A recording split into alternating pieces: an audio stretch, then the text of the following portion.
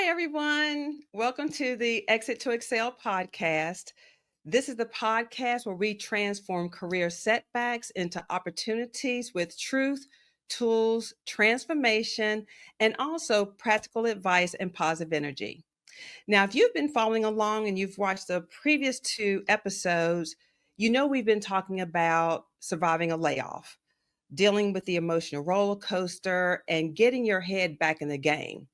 I really wanted to focus there because there have already been 3.5 million people who have unexpectedly lost their job. And so I wanted to help by giving them the information and lessons that I've learned over the years, and also to let people know that they're not alone. Now we're switching gears. We're moving from survival mode to game on mode because this is not a game, but it is. This is play to win, stop applying, and start competing. And it's going to require a completely different mindset to be able to be truly competitive out here in this job marketplace. Because at the end of the day, you're not looking for a job, you're competing for your spot. And just like any athlete stepping into their arena, you know more than talent is needed in order to win. You need a strategy, you need preparation, and you need to know exactly what it is that gives you that competitive edge and makes you different from everyone else fighting for the same position. So today we're going to start building your competitive edge, your unique player profile that makes recruiters stop scrolling past you and instead saying, hey, that's our person. But before we dig in, let's go to AskLT. So remember, AskLT is where you have an opportunity to ask the questions where you want the real deal, the real tea that your HR department and your HR managers won't give you. No appointment is needed. So you can just go to my social media, Exit to Excel on either IG, TikTok, Facebook, or here on YouTube. Use the hashtag AskLT and ask your question, and I'll answer them.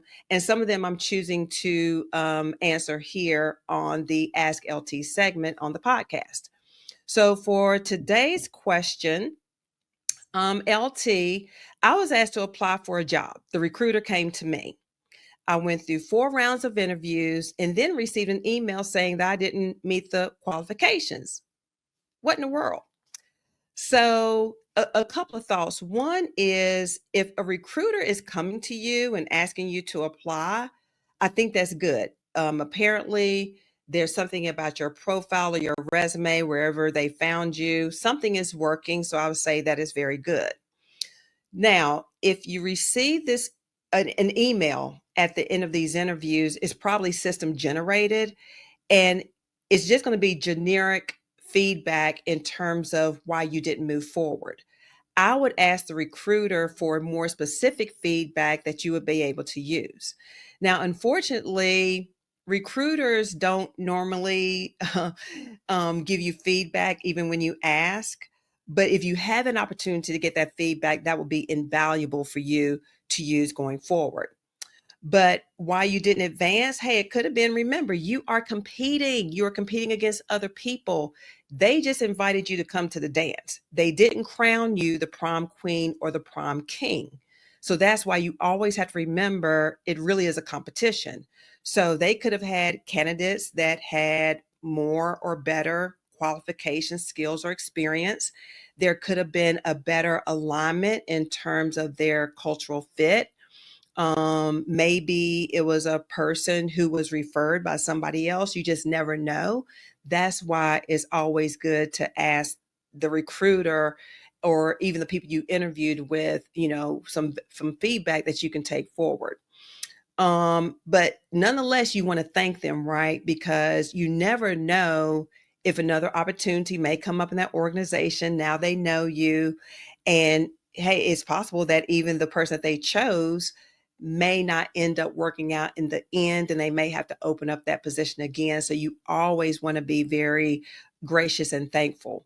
But I think it's a good sign that they did at least reach out to you. So thank you for your question. This next question is from Marcus. LT, I'm great at what I do and I get interviews, but I don't interview well, and I think that is what is keeping me from getting offers. What can I do? So, Marcus and everybody, this is what I would say you're dealing with the generic player syndrome. You know your value, you know you bring value, but you have to be able to articulate that and sell it to other people.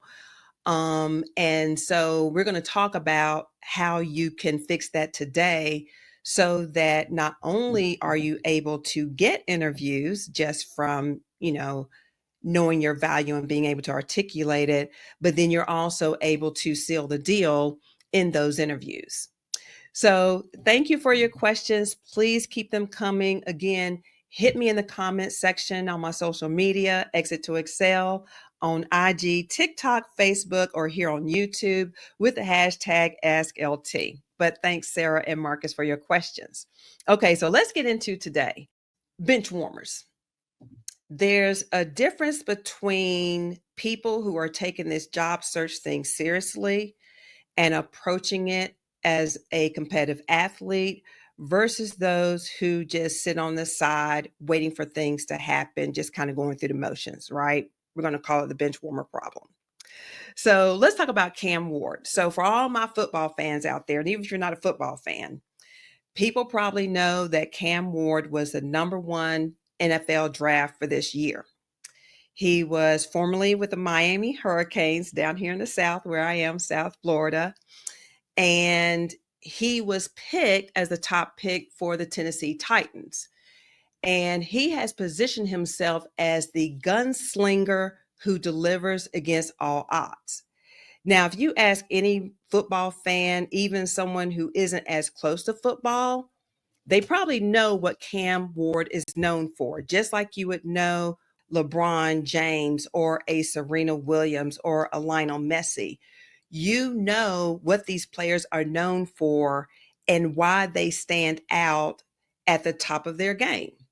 So that is exactly how we want to approach ourselves, because most professionals in the job market, if you ask them, hi, who are you and what do you do? They say, hi, I'm a marketing person who does marketing. Well, if you ask Lionel Messi, what does he do? He's not going to just tell you that he is a soccer player playing in South Florida. They're champions and they have a very strong brand. They know exactly who they are and what they bring. Today, we're going to build your competitive identity. The one thing that makes hiring managers say, we need this person on our team. So let's get into the mindset of an athlete for a minute. So maybe you were a former athlete. Maybe you are currently an athlete, currently competing in some kind of sport. Maybe your kids do, or we all know of athletes. And I think one thing we can all agree upon is that athletes have a very different mindset than the average person, right? They don't just show up and hope for the best. They tend to be very competitive. So I consider myself to be very competitive as well. So people that know me know that I'm competitive. So you have to bring that competitive game to the job search as well. So if you think about athletes, they study their competition. They know their strengths and weaknesses. They practice plays for specific situations. They visualize success before it happens. They prepare for those clutch moments, those pressure moments. And when game day comes, they don't just participate, they compete to win. Now, most job seekers, they're showing up to tryouts without having practiced. They're hoping someone will see their potential and notice their potential versus getting out here and proving their value. They're not playing to win, they're playing not to lose. That's where we're going to switch things up here today, because we're going to discuss and learn how to think, prepare, and compete on a level different from anybody else here in this job search game. So, over the next 10 episodes or so, because again, this is not an easy fix. Champions take years to build. And people who are at the top of their game in this job search is not a one thing you must do. It is actually several things. And I'm going to walk you through those over the next 8 to 10 episodes. So today we're talking about building a personal brand because athletes know exactly who they are and what they bring. Next week, we're going to build a strategic marketing plan because true athletes and those at the top of their game are not going to waste their energy trying to compete anywhere. They're going to focus on winning the right opportunities. We're also going to work on our player profile. That's your LinkedIn profile and your resume and other tools that are showcasing your value and your achievements, championship networking, so on and so forth. So we're going to talk about all of that. And so this is the first one. So let's get with it. Now, because, I've worked with so many professionals, I've been able to kind of discern what makes the difference between those who land the best roles when they apply and those who don't. And oftentimes you'll see it's because people are too generic. You ask a person, who they are. Oh, I'm a salesperson. Oh, I'm an HR business partner, this and that, this and that. And keep in mind, you're competing against thousands of people that are doing the exact same thing that you are doing. But this is the difference. There is only one you. There is only one you that has your specific combination of skills, experience, and approach. So again, when you think about Steph Curry, he isn't just a basketball player. He's the guy who changed the game by hitting impossible shots from impossible distances. When you think about Messi, he's known for his agility and close ball control and ability to read the game. So the question is, do you know what your game-changing move is or moves are? And can you explain it in a way that will make people say, hey, that's what we need?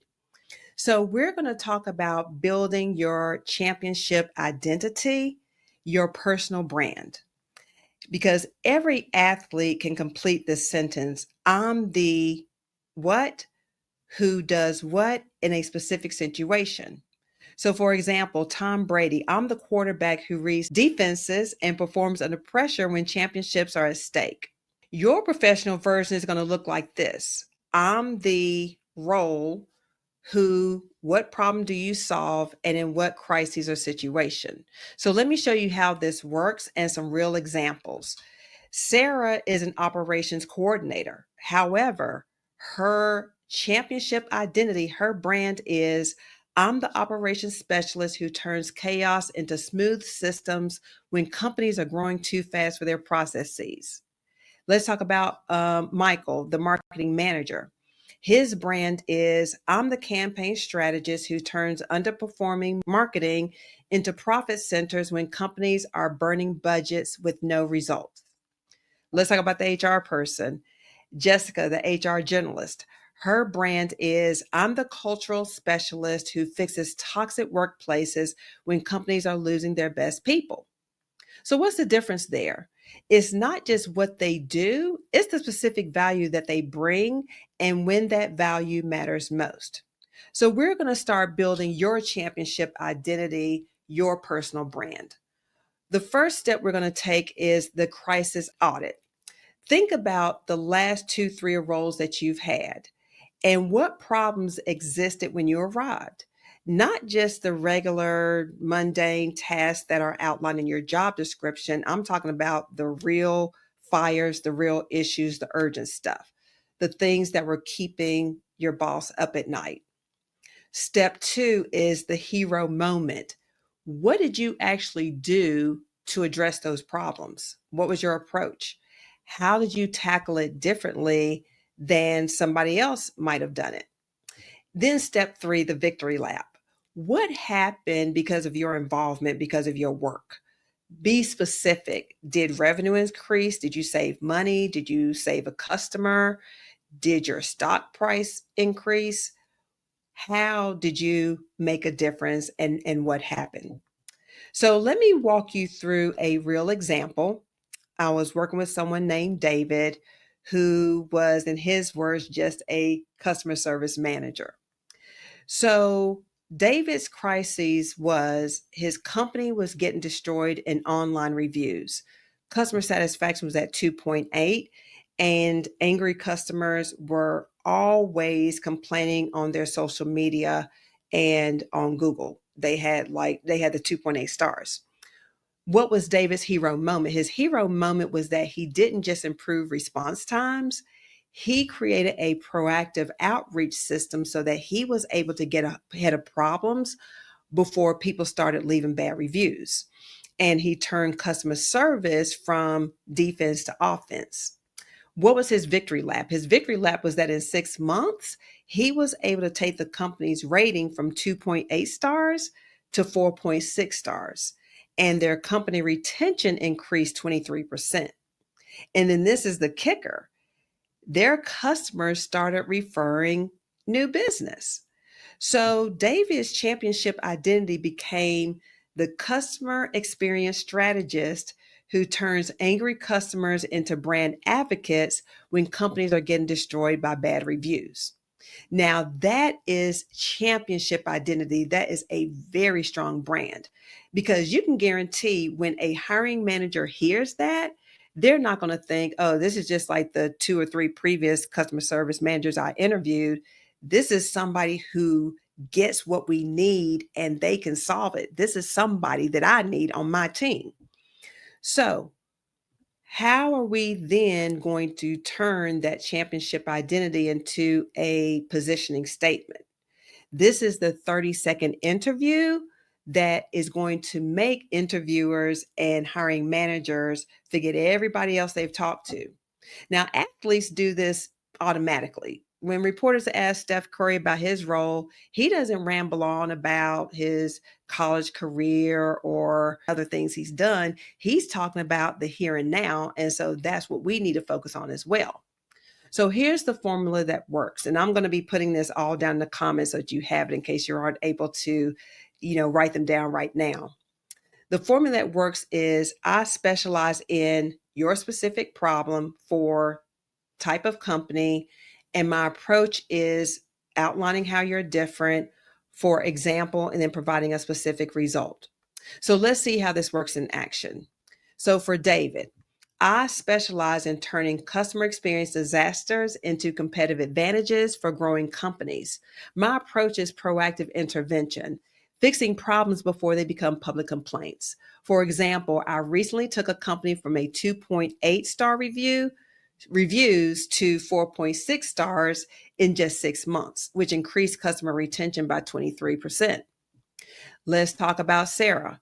Sarah, I specialize in operational scaling for fast growing companies. My approach is building systems that grow with the business instead of breaking under pressure. For example, I recently redesigned our fulfillment process to handle 300% growth without adding headcount. And then finally, Marcus. I specialize in marketing turnarounds for B2B companies with underperforming campaigns. My approach is data-driven diagnoses followed by systematic rebuilding. For example, I recently turned a campaign that was losing $50,000 monthly into our top revenue generator. Now, notice what these statements do. They immediately establish your specialty. They define your ideal client or company. They hint at your unique approach and they provide concrete proof. Now, you'll notice also what they didn't do. They don't mention where they went to school. They don't list every job they've had. They don't use a lot of fluffy buzzwords, and it doesn't take 5 minutes to outline. Now, this is where the rubber hits the road and where it makes a big difference. You have to know this inside out and be able to say it on a dime. So you'll want to practice it until it becomes natural. And you'll want to record yourself and you'll want to practice it in front of others so that when you meet that person at the gas station or when you go to that networking event, you sound assured and you sound confident and not unsure or like you're writing or reading off of a script. Because when you're able to nail this positioning statement, this branding statement, magic happens. Your networking conversations become so much easier. You're so much more comfortable in your interviews. And instead of becoming just another candidate, you become that person who can solve that exact problem. Now, also keep in mind that your branding statement is always evolving. So, depending on the role that you're applying for, you may want to tweak it so that it addresses that specific need or opportunity. So, for example, if you're interviewing for a role that is focused on growth, you'll want to emphasize your scaling experience. If they're dealing with a crisis, then you'll want to, lead and focus in on your turnaround experience. So just like with, competitive athletes and champions, you want to adapt your game to what the team needs and to what the organization needs. And so that's how we need to approach it as well. Now, I know some of you are thinking, well, okay, all of this sounds great, but where do I start? I just have a blank page. So, this is where AI is going to become your secret weapon. So, people that know me know I love AI. The opportunities with AI, they're just endless. But we're going to use it throughout this process, and you'll notice that I'll be talking about it as well and how we can use it. So, it's not that we're going to use AI to define you, but we use it as a partner to help us discover things about ourselves that we may not know. And we're going to be able to use it to be able to accelerate our job search as well. So, in this particular exercise, you'll notice that AI, as with most things, it's going to get us 85% there. So you'll have to take it over the finish line and massage it to, for full completion, but is absolutely going to be able to help you in creating this statement. So here's what we're going to do. I want you to open your AI tool of choice. Now, I know ChatGPT is probably the most favorite. However, I am a fan of Claude. But you can choose whatever you want to. So I want you to put this exact prompt in the tool. Now, if you're driving or you're not in a position that you can, do it right now, don't worry about it. I'm going to put the exact prompt in the comments below so you'll be able to refer to it later on. But you'll want to say it exactly like this. As a highly experienced career coach, you are helping me develop my personal brand statement. Ask me 5 specific questions about my greatest professional accomplishments, skills others consistently compliment me on, the types of problems I most enjoy solving, the impact I want to have in my work, and what sets my approach apart from others. After I answer each question, analyze my responses for patterns and themes. Ask me additional questions you have to execute this task. So once you do this, you're going to start engaging in an exchange with the AI to find out what your personal brand is. So think about it honestly, answer it honestly, but don't overthink it. But the AI should start showing you patterns that you may have not seen before. So, for example, when I was working with a client on this who happened to be in HR, she just identified herself as being an HR business partner. But when she went through this exercise and AI started analyzing her answers, it actually identified that she consistently talks about fixing broken team dynamics and preventing good people from quitting and turning toxic environments around. The AI literally said, hey, based on your responses, you appear to specialize in organizational trauma recovery. So, boom, that became her brand. She was able to say, hey, I help companies fix toxic cultures because they lose their best people. So that is kind of where we want to get to. So once you go through the first part of that, let's go with the next prompt. And again, it's going to be down below. Based on my previous answers, help me identify my ideal professional audience. Ask me 3 questions about who benefits most from my skills, what industries align with my strengths, and what specific problems these people face that I can solve. So by the end of this prompt, you'll have AI generated insights about your unique value that you can then turn into a championship positioning brand statement. So again, I'm going to drop all these prompts in the comments below and on my social media so you don't have to frantically write them down, and you'll be able to go back and reference them whenever you need to, because at the end of the day, this is where it starts. This is what separates those who are approaching the whole job search process competitively and those that are being more passive and reactive. Everyone knows their personal brand. And so this is going to set the foundation for everything as we're going forward. Now, your professional brand needs the same consistency. So it will be the foundation for your LinkedIn headline, your resume summary, your interview stories, your networking conversations. They should all reinforce that same brand identity. And is consistently being positioned for the companies and the opportunities that you want. So here's something powerful. When your brand is consistent, people start referring you to the right opportunities. So instead of saying, oh, well, David works in customer service, it's more like, hey, David is the guy who fixes customer experience problems. So the difference is, are you getting just random job suggestions, or are you really getting calls about the roles you really want? So, okay, here's your homework for this week until we meet next week. And I'm serious about this. Again, this is another thing that differentiates the champions from the not so champions, those who are willing to put in the work. It starts right here.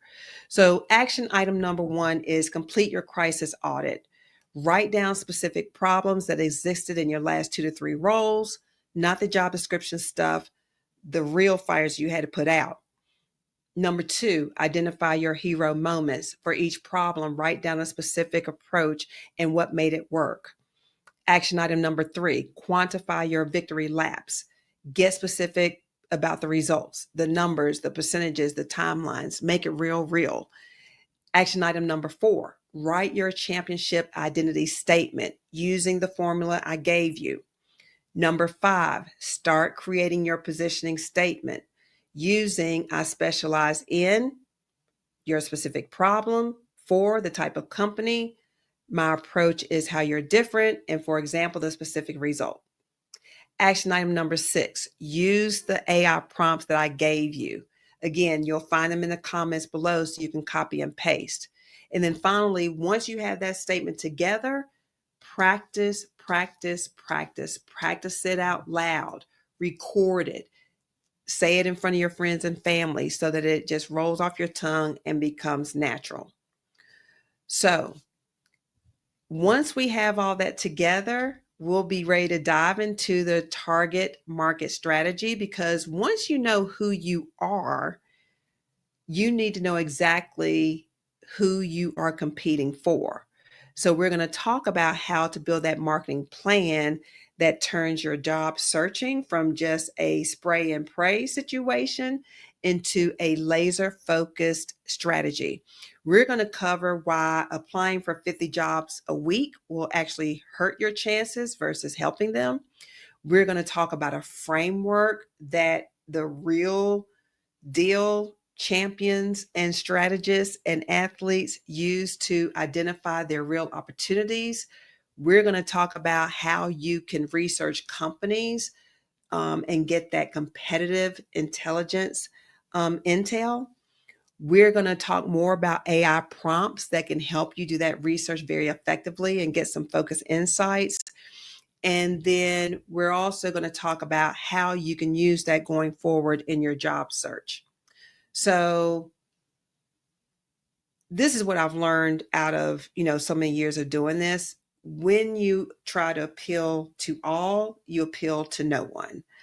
But when you know exactly what you are competing for, who you are, what you bring to the table, who you're competing for and why they need you, that is when things really start to come together. So until then, stop being generic. Let's start rising to the top. Play to win to bring that A game, and I will see you next week.